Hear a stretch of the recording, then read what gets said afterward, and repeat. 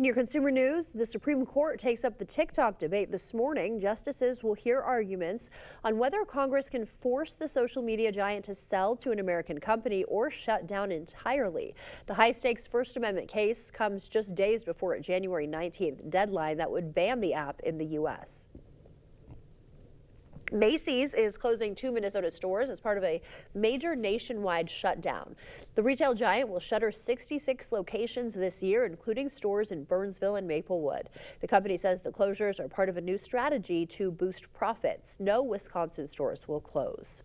Some house hunters may want to put your search on hold for a little longer. Mortgage rates are still on the rise. According to Freddie Mac, the average rate for a standard 30-year fixed mortgage was 6.93% for the week ending January 9th. This is the fourth straight weekly increase and the highest rate since May of 2024.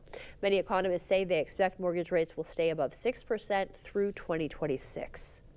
Job openings are a closely watched metric of how much demand there is for labor. So if you're in the market for a new job, how can you stand out among other applicants? In today's Consumer Watch, Jen Sullivan has some tips for you.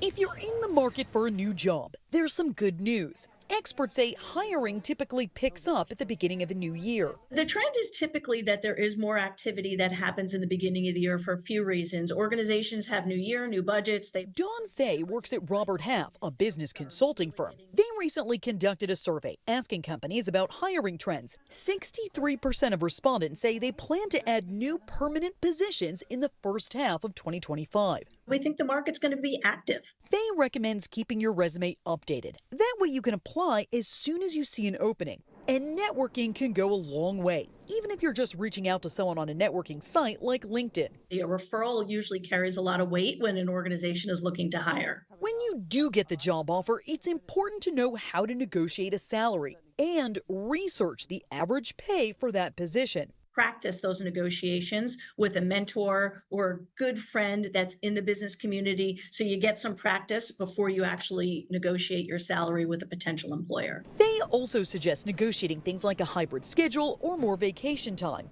And be open to contract work. It could lead to a permanent job in the future.